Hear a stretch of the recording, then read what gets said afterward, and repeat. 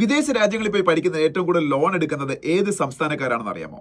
അതിന്റെ പുതിയ കണക്കുകൾ പുറത്തു വന്നിരിക്കുകയാണ്. ഇന്ത്യൻ ബാങ്ക്സ് അസോസിയേഷനാണ് ഈ കണക്കുകൾ പുറത്തുവിട്ടിരിക്കുന്നത്. കേരളം തന്നെയാണ് ആ കാര്യത്തിൽ ഒന്നാം സ്ഥാനത്ത്. ഏതാണ്ട് 7,600 കോടി രൂപയാണ് ഒരു വർഷം കേരളം വിദേശ രാജ്യങ്ങളിൽ പോയി വിദ്യാഭ്യാസം നേടുന്നതിന് വേണ്ടിയിട്ടുള്ള വായ്പയായി ബാങ്കുകളിൽ നിന്ന് എടുക്കുന്നത്. മൊത്തം ഇന്ത്യ മഹാരാജ്യത്തിൽ മുഴുവനായിട്ട് ഈ ഒരു കാര്യത്തിന് കൊടുക്കുന്ന ലോണിന്റെ 17% വരും ഇത്. ഇനി ഇത് തിരിച്ചടയ്ക്കാത്തവരുടെ കാര്യത്തിൽ ഒന്നാം സ്ഥാനത്തേക്ക് നോക്കാം. ഈ തിരിച്ചടയ്ക്കാത്തവരുടെ കാര്യത്തിൽ ഒന്നാം സ്ഥാനത്തേക്കുന്നത് കേരളമാണ്. അപ്പൊ അതെന്തുകൊണ്ടാണ് സംഭവിക്കുന്നത്? അതെന്തുകൊണ്ടാണ് സംഭവിക്കുന്നത് വെച്ചാൽ പലർക്കും പ്രതീക്ഷിച്ച ജോലി ഈ വിദേശ രാജ്യങ്ങളിൽ കിട്ടുന്നില്ല.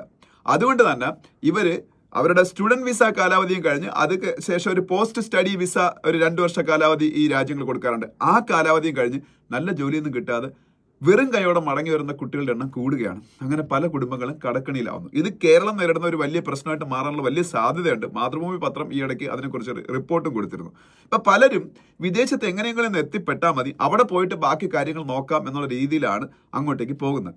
പലപ്പോഴും ഏറ്റവും മികച്ച ഏത് കോഴ്സ് പഠിച്ചാലാണ് എത്രയും പെട്ടെന്ന് അവിടെ ജോലി കിട്ടുന്നതെന്നും ആ ഒരു ബേസിക് സ്റ്റഡി പോലും നടത്താതാണ് പലരും വിദേശത്ത് ഈ പഠനത്തിന് പോകുന്നതെന്നും ഈ പത്രത്തിൽ റിപ്പോർട്ട് ചെയ്യപ്പെടുന്നുണ്ട്. അത് വലിയൊരു യാഥാർത്ഥ്യമാണ്. ഇപ്പൊ ഇത് മനസ്സിലാക്കിയിട്ടായിരിക്കണം. പിന്നെ ഒരു കാര്യമുണ്ട്, ഒരു സാച്ചുറേഷൻ പോയിട്ട് ഒരു സംഭവമുണ്ട്. ഏത് രാജ്യത്താണെങ്കിലും വിദേശത്ത് നിന്ന് ആൾക്കാർ വന്ന് പഠിച്ചിട്ടാണെങ്കിലും എങ്ങനെയാണെങ്കിലും അവിടെ ജോലി നേടുന്നതിനൊക്കെ ഒരു സാച്ചുറേഷൻ ഇല്ല. അത് കഴിയുമ്പോൾ പിന്നെ അവിടെ നമുക്ക് അവസരങ്ങൾ കുറഞ്ഞുകൊണ്ടിരിക്കും. അപ്പൊ അങ്ങനെ ഒരു അവസരങ്ങളുടെ കുറവ് ഈ വിദേശ രാജ്യങ്ങളിൽ ഇപ്പൊ UK-ലാണെങ്കിലും അയർലൻഡിലാണെങ്കിലും അല്ലെങ്കിൽ അമേരിക്കയിലും കാനഡയിലും ഒക്കെ സംഭവിച്ചുകൊണ്ടിരിക്കുകയാണ്. പിന്നെ ട്രംപ് പോലുള്ള ഭരണാധികാരികളുടെ പോളിസീസും വലിയ പ്രശ്നങ്ങൾ സൃഷ്ടിക്കുന്നുണ്ട്. അപ്പോൾ നമ്മൾ എന്താണ് ചെയ്യേണ്ടത്?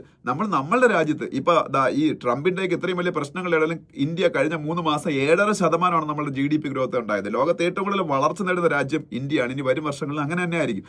നമ്മുടെ രാജ്യത്ത് ഒരു ചെറിയ ജോലി കിട്ടിയാൽ തന്നെ നമുക്ക് സന്തോഷമായിട്ട് ഇവിടെ 1ാം തരം പൗരന്മാരായിട്ട് ജീവിക്കാം. ഈ വെള്ളക്കാരുടെ രാജ്യങ്ങളിൽ നമ്മുടെ ഇന്ത്യയിൽ നിന്നുള്ള ആൾക്കാരൊക്കെ 2ാം തരം പൗരന്മാരെ കാണുള്ളൂ. നമ്മൾ എത്ര പൈസ ഉണ്ടാക്കിയാൽ ഇപ്പൊ വേറെ രാജ്യത്ത് പോയി കുറച്ച് പൈസ ഉണ്ടാക്കി ഒരു 2ാം തരം പൗരനായിട്ട് ജീവിക്കുന്നതിന് നല്ലതല്ല നമ്മുടെ നാട്ടിൽ ഒരു ജോലി നേടിയിട്ട് 1ാം തരം പൗരനായിട്ട് ജീവിക്കുന്നത്. എന്തായാലും ഈ വിദേശ വിദ്യാഭ്യാസം എന്ന് പറയുന്ന സംഭവം ഏറ്റവും മികച്ച യൂണിവേഴ്സിറ്റികൾ അവിടെ പോയി പഠിച്ചാൽ നമുക്ക് വലിയൊരു ഭാവി ഉണ്ടാവും. അല്ലാതെ എവിടെയെങ്കിലും പോയി പഠിച്ചിട്ട് ഇനി വലിയ ഭാവിയൊന്നും ഉണ്ടാകാൻ പോകണില്ല. അത് തിരിച്ചറിഞ്ഞാൽ കൊള്ളാം. അല്ലെന്നുണ്ടെങ്കിൽ നമ്മളുടെ ഈ ബാങ്കിൽ നിന്ന് ഫർദറായിട്ട് ലോൺ പോലും കിട്ടത്തില്ല. കാര്യം തിരിച്ചടയ്ക്കായിരുന്നാൽ സിബിൽ സ്കോർ ഒക്കെ പോകും. പിന്നെ നമുക്ക് ലോൺ പോലും കിട്ടാത്ത ഒരു സാഹചര്യം ഉണ്ടായത് വലിയൊരു സാമൂഹ്യ പ്രശ്നമായിട്ട് കേരളത്തിൽ മാറാനുള്ള സാധ്യത വളരെ കൂടുതലാണ്.